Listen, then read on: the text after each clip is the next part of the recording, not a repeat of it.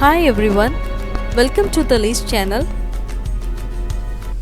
Hi all, இன்றைக்கி ஒரு lunch menu.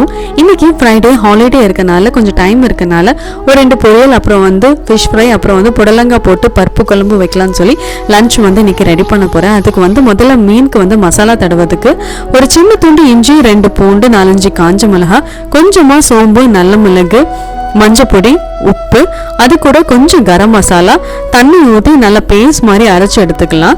அதுக்கப்புறம் இந்த மசாலா சால மீன் தான் எடுத்திருக்கேன். மசாலா எல்லாம் மீனில் நல்லா தடவி கொஞ்சம் நல்லா ஊறது வரைக்கும் வச்சுக்கலாம். அதுக்கப்புறம் வெண்டைக்காய் பொரியல், அதுக்கு வெண்டைக்காவை கொஞ்சம் நல்லா குட்டி குட்டியாக கட் பண்ணி எடுத்துக்கலாம்.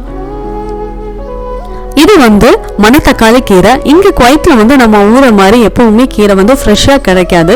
மோஸ்ட்டாக நம்ம கீரை வாங்கணும்னு போனால் கூட எல்லாமே வாடி போய் தான் இருக்கும்.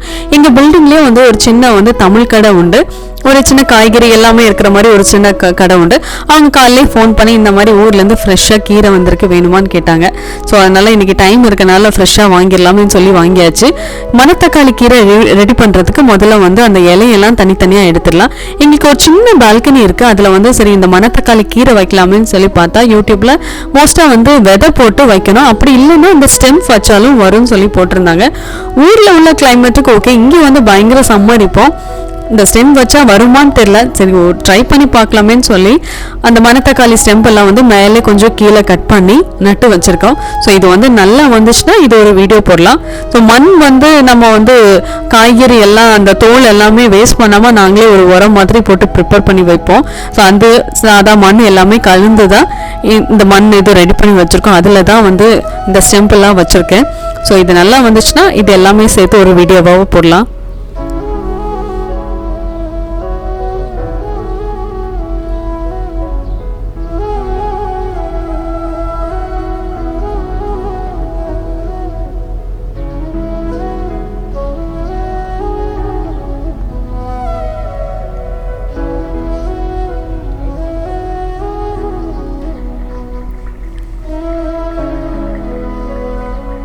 கீரையை நல்லா வாஷ் பண்ணி எடுத்துக்கலாம். ஏன்னா ஊர்லேருந்து வர்றது, அதில் எந்த அளவுக்கு அழுக்கெல்லாம் இருக்குன்னு தெரியல. ஸோ அதனால் கொஞ்சம் நல்லா தண்ணியில் நல்லா அலசி லைட்டாக மஞ்சப்பொடி போட்டும் வாஷ் பண்ணுவேன். அப்போ தான் கீரையில் இருக்க சின்ன சின்ன ஏதாவது இருந்தால் கூட போயிடும். ஸோ இது தேங்காய் நம்ம பருப்பு குழம்பு வைக்க போகிறோம், அப்புறம் பொரியல்லாம் வைக்க போகிறோம். இங்கே ஃப்ரோசனாக தேங்காய் கிடைக்கும், நல்லா துருவி பாக்ஸில் போட்டு வைப்பாங்க. ஆனால் நான் மோஸ்ட்லி இந்த மாதிரி முழு தேங்காய் தான் வாங்குவேன். ஏன்னா அதில் இருக்க தேங்காய் தண்ணிக்காண்டியே நான் இதை வாங்குவேன். தேங்காய் வீட்டில் இருக்கும் போதும் இந்த மாதிரி கட் பண்ணும்போது ஒரு டம்ளரை வச்சு ரெடியாக உட்காந்துருப்பேன். ஸோ இங்கேயும் முழு தேங்காய் அதனால தான் வாங்குறது, தேங்காய் தண்ணிக்காண்டே. அதை நாங்கள் துருவி நாங்கள் ஃப்ரீசரில் ஸ்டோர் பண்ணி வச்சுக்குவோம், தேவைக்கேற்றாப்புல யூஸ் பண்ணிக்கலாம். இங்கே ரைஸுக்கு ஒலை வச்சாச்சு. புடலங்காய் பருப்பு குழம்புக்கு கொஞ்சமாக புடலங்காவை ரொம்ப குட்டியாகவும் இல்லாமல் மீடியம் சைஸில் கட் பண்ணி எடுத்துட்டு 1/2 கப் சாம்பார் பருப்பு, அதில் நம்ம வெட்டி வச்சிருக்க புடலங்காய், 2 பூண்டு, 4-5 மிளகாய், அதுக்கப்புறம் ஒரு சின்ன தக்காளி, சின்ன வெங்காயம் கட் பண்ணி போட்டுக்கலாம். இதில் கொஞ்சமாக மஞ்சப்பொடி, உப்பு, தண்ணி கொஞ்சம் அளவாகவே ஊற்றுங்க. காய்கறி முங்குற அளவுக்கு தண்ணி ஊற்றி நம்ம மூடி போட்டு ஒரு 2-3 விசிலுக்கு வச்சிடலாம். ஒரு 2 விசிலுக்கு வச்சிடலாம்.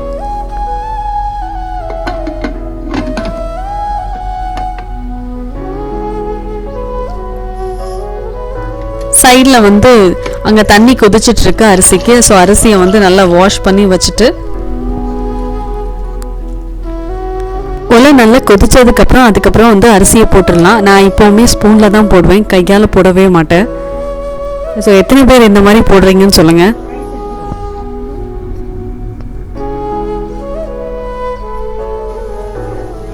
ஸோ பருப்பு குழம்புக்கு நம்ம தேங்காய் அரைச்சி இது பண்ணிடலாம். அதுக்கு கொஞ்சமாக தேங்காய், ஒரு 2-3 ஸ்பூன் தேங்காய், அப்புறம் 3 காஞ்ச மிளகாய், கொஞ்சமாக ஜீரகம், இது எல்லாமே கொஞ்சம் தண்ணி ஊற்றி நல்ல பேஸ்ட் மாதிரி அரைச்சி எடுத்துக்கலாம்.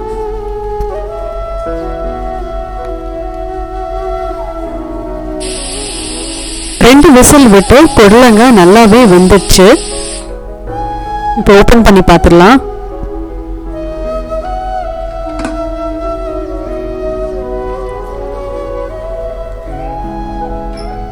ஸோ நல்லா இந்த புடலங்காவை லைட்டாக மிக்ஸ் பண்ணி விட்டுட்டு அதுக்கப்புறம் நம்ம அரைச்சி வச்சுருக்க தேங்காவையும் இதை ஊற்றிடலாம். தேங்காய் பேஸ்ட்டு ஊற்றிட்டு நமக்கு எந்த அளவுக்கு தண்ணி வேணுமோ குழம்புக்கு அந்த அளவுக்கு தண்ணியை ஊற்றிட்டு லைட்டாக கொதிக்க விடலாம். கொதிச்சுட்டு இருக்கும்போது நம்ம இங்கே வந்து தாளிப்பு ரெடி பண்ணிடலாம். அதுக்கு ஒரு சின்ன பேனில் கொஞ்சமாக தேங்காய் எண்ணெய், அதுக்கப்புறம் கடுகு போட்டினதுக்கப்புறம் கொஞ்சோண்டு ஜீரகம் வேணா போடலாம். அதுக்கப்புறம் 2-3 காஞ்ச மிளகாய், கொஞ்சமாக கருவேப்பிலை.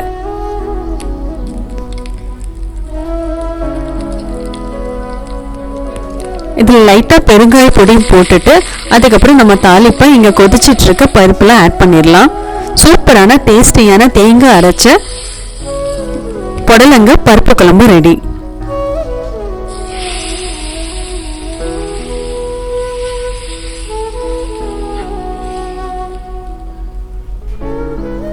மணத்தக்காளி கீரை ஆல்ரெடி நல்லா வாஷ் பண்ணி வச்சிருக்கேன். அது கொஞ்சம் குட்டி குட்டியாக கட் பண்ணி எடுத்துடலாம்.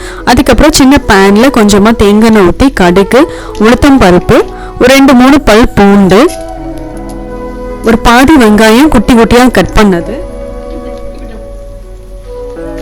காரத்துக்கு ஏற்றாப்புல 4-5 காஞ்ச மிளகாய் கொஞ்சம் கிள்ளி போட்டுக்கோங்க.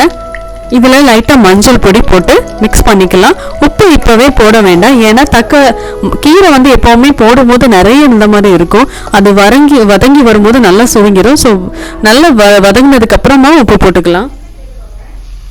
ஸோ கீரையெல்லாம் போட்டுட்டு லைட்டாக மிக்ஸ் பண்ணி அதை அப்படியே வேக விட்டுடலாம்.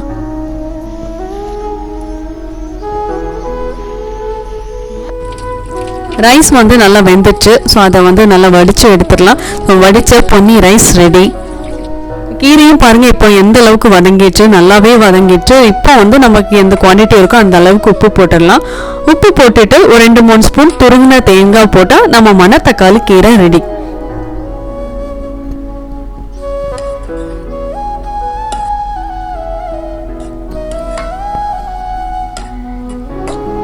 வெண்டைக்காய் பொரியல் வந்து ஆல்ரெடி நான் பண்ண ஒரு ரெசிபி டிஸ்கிரிப்ஷனில் கொடுக்குறேன், அந்த லிங்க் ஓப்பன் பண்ணி பார்த்துக்கோங்க. ஸோ வெண்டைக்காய் பொரியல் நல்லா டேஸ்டியாக வரதுக்கு ஒரு சின்ன டிப், வெண்டைக்காய் நல்லா ரெடி ஆனதுக்கப்புறம் கொஞ்சமாக ஒரு பிஞ்ச் சாம்பார் பொடி போட்டு நம்ம லைட்டாக மிக்ஸ் பண்ணி எடுத்தோன்னா சூப்பர் டேஸ்டியான வெண்டைக்காய் பொரியல் ரெடி. இங்கே ஃபிஷ்ஷும் வந்து நல்லா மேரினேட் ஆகிட்டு அதை தேங்காய் எண்ணெயில் போட்டு பொரிச்சு எடுத்தாச்சு.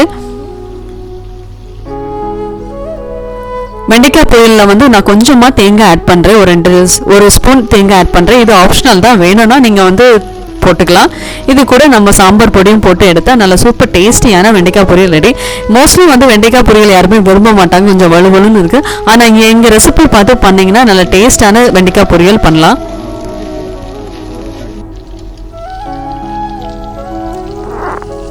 ஃபிஷ் ஃப்ரை பண்ணும்போது கொஞ்சம் கருவேப்பிலையும் போட்டு ஃப்ரை பண்ணால் நல்லா மணக்க ஃபிஷ் ஃப்ரை சூப்பராக இருக்கும். ஸோ எங்களோட லன்ச் வந்து இன்றைக்கி ரெடி ஆயாச்சு. ஸோ மணத்தக்காளி கீரை, அதுக்கப்புறம் வெண்டைக்காய் பொரியல், ஃபிஷ் ஃப்ரை, நல்லா வடித்த பொன்னி அரிசி சாதம், அதில் தேங்காய் அரைச்சி ஊற்றின புடலங்க பருப்பு குழம்பு. நல்ல சூப்பரான லஞ்ச் மெனு ரெடி ஆச்சு. நான் சாப்பிட்டு என்ஜாய் பண்ண போகிறேன். இதே மாதிரி நீங்களும் லஞ்ச் எல்லாம் ப்ரிப்பேர் பண்ணி உங்கள் கமெண்ட்ஸை எங்களுக்கு சொல்லுங்கள். எங்கள் வீடியோவை லைக் பண்ணுங்கள், ஷேர் பண்ணுங்கள். எங்கள் சேனலுக்கு இது வரைக்கும் சப்ஸ்கிரைப் பண்ணாதவங்க சப்ஸ்கிரைப் பண்ணுங்கள்.